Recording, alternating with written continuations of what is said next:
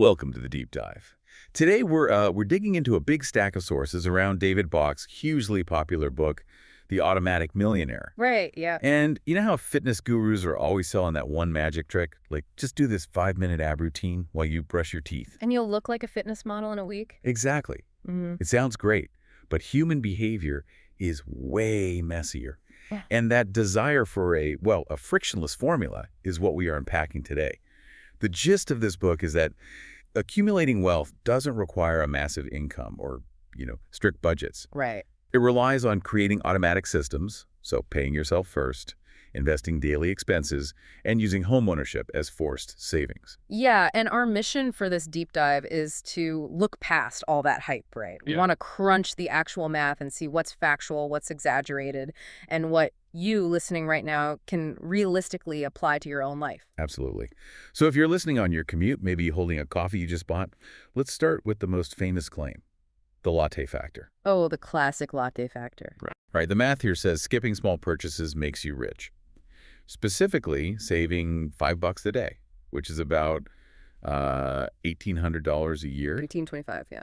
Yeah, and investing that at a 10% annual return supposedly yields over $116,000 in 20 years, Or nearly $1 million over 40 years. which sounds amazing. Yeah. But it's sort of like a weight loss app that assumes you never miss a workout, right?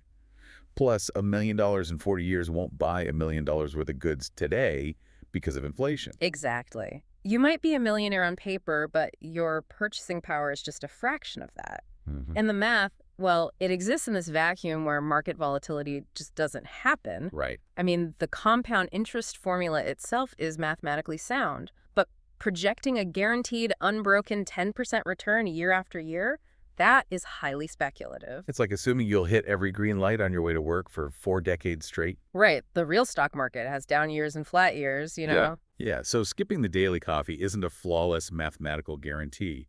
But then the book points to these ultimate success stories, like Jim and Sue. The couple who supposedly amassed $2 million on a $40,000 salary. Exactly. And the real engine wasn't just coffee, it was real estate. Hmm. The book essentially argues you can't labor your way to wealth, you have to own capital. Which is interesting because the sources point out this is the exact same conclusion that thinkers like Karl Marx and Thomas Piketty came to. Just viewed through a wildly different ideological lens. Yeah, completely different.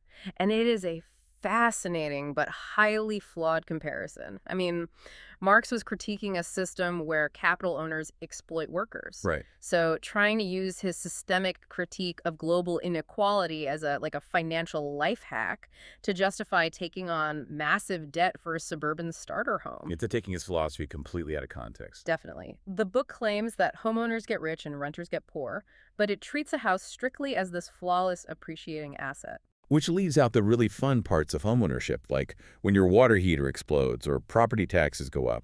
So. It ignores maintenance and interest.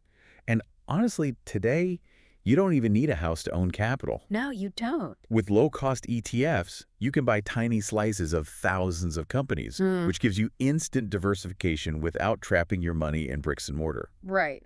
But let's say you do navigate all that, right?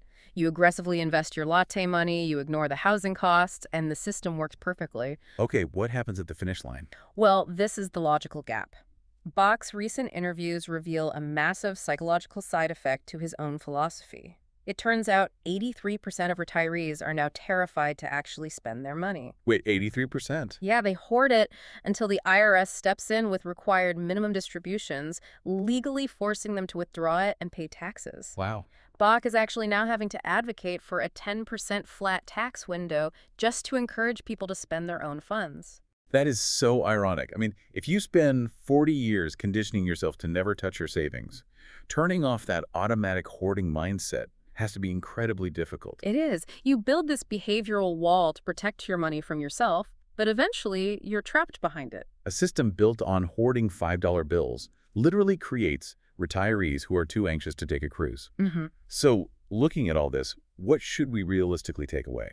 Well, to be fair, the core message of the book, using behavioral psychology to automate your savings, is incredibly strong and factually effective. Because removing that daily decision of whether to save or spend actually works. Yes, exactly.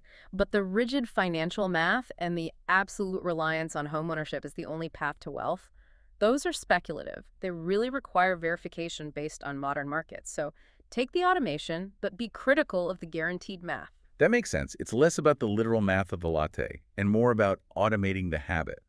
Which kind of leads me to this thought. If consumer culture has successfully automated how we spend money, with subscriptions and one-click buying, Oh, right. what would it look like if society legally required institutions to automate wealth building for you the moment you receive your first paycheck? Oh, wow.